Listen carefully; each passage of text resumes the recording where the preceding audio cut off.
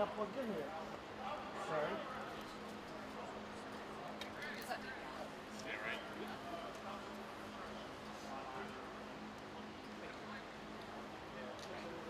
guys good? What do you make of the Seattle defense? Just kind of what they've been able to do so far this season. Maybe has some opportunities. Yeah, a couple of really good corners.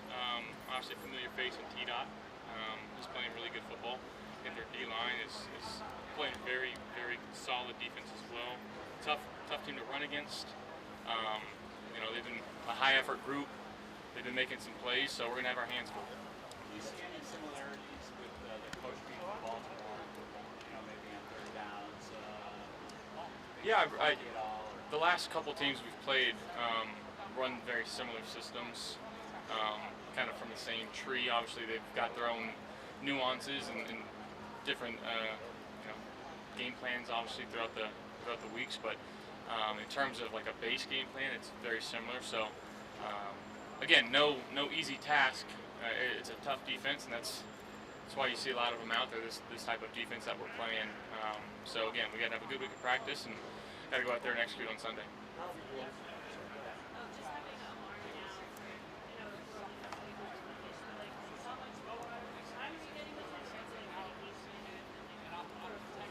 Yeah, again, just trying to get as much time as possible with him, talking about little nuances in our game plan, things that I like to see, and vice versa. So, just trying to get on the same page. But again, his professionalism is through the roof. He's always working on his craft. He's easy to talk to about what he likes, and you know, I'm excited to see what we can do. Not the offense isn't a huge numbers running the ball, which is beneficial. How important has that been to success in the offense, and how important is that going out the road? It's very important. Getting James going, getting Ray going. Obviously, Ty's been able to step in on third down and first and second down every once in a while. But I think our guys are running it well. Our lines open up the holes well for him as well. And you know, it's vital for our offense. You know, in terms of being able to move guys, create running lanes. Our play action game, it's very much predicated on how well we can run the ball. And again, I think you said that we've been efficient in it, and we got to keep doing it. What's it been like getting to know Ray this season, his first year, and just thinking about this game? It's awesome. He's an old soul, I'll tell you that. He knows his football. He's been around a lot. Obviously, in college, went to 3 different schools, which is kind of the norm now. But you know, he's a team-first guy that just wants to do whatever's asked of him, and he runs the ball extremely hard. He's very good in a duo and a inside zone scheme. He's a one-cut guy, kind of lower to the ground. He packs a punch, but he's very decisive in his running, and that's what I think makes him really good for this team. Hey Josh, go ahead and knock on wood. 7 games, no points, which is quite a thing. Why do you think you've been so much more efficient? Well, I think the defenses, like I said, whether it was last week or 2 weeks ago, they've dropped a couple, which helps.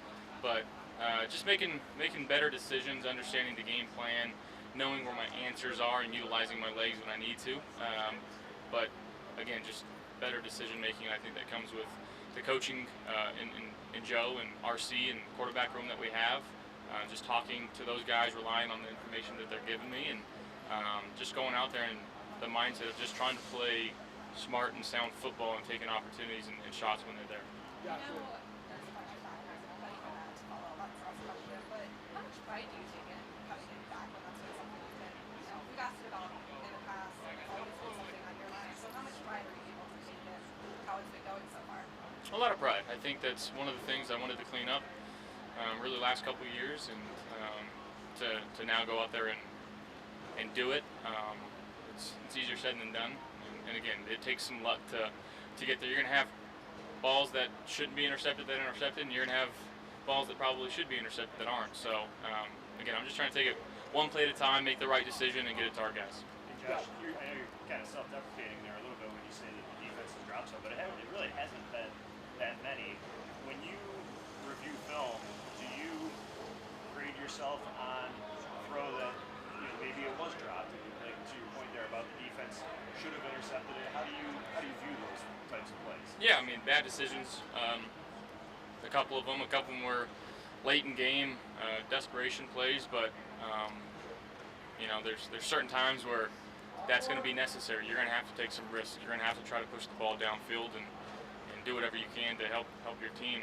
So again, I'm not sitting back there not trying to throw interceptions, and I think that's, again, when you try not to, that's when they typically happen. You just got to go out there and play football, trust your eyes, trust your feet, trust your arm, and that's what we're doing right now. Josh, with Seattle, I mean, how much of a point of emphasis this week is getting off to a fast start and getting this past couple games where the offense hasn't gotten off to that fast? Yeah, I mean, I think really in all but maybe one or two games, we really haven't clicked early on, and it's taken us a couple drives to fill out what the defense is doing and getting into a rhythm. So getting off to a fast start is our utmost important thing going forward, and starts with a good week of practice, and then going out there next year to game plan. But you know, it feels like when we go back and watch the film, it's a lot of what we're doing. It's a lot of self-inflicted stuff. It's missed reads. It's pre-snap penalties. It's whatever the case may be. But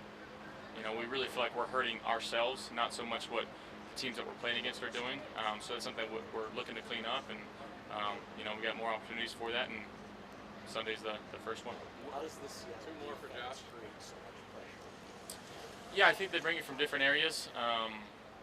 They give you different looks. I think they've got really good checks in there, especially in their empty calls, where you know, it's kind of simulated pressures where you're not really hot. You've got enough guys to block, but they're bringing them from the other side that you're going to. So again, just making sure that we're keen on talking and communication and making sure we're protecting ourselves, and then just again trying to throw it to our guys and get the ball in their hands moving and let them go get some rack. Go back to Last one. Top 10 in yak yards this season. What do you think has led to that when you watch the tape back? Yeah, I think it's offensive scheme, getting them in positions where they can catch and run. Part of it's, again, ball placement, making sure that they can catch the ball in front of them while they're moving, not slowing down. And then part of it is, you know, that being who they are, being able to make guys miss, being able to stay on their feet. You talk about, you know, Khalil, some of the stuff that we've been able to do with him, again, is just kind of what he does. He's so, his ability to bounce off tacklers and stay low to the ground, and obviously Keon's a bigger body, but he can still move and yeah, create some racks, so that's very, very promising to see. Thank you guys. you.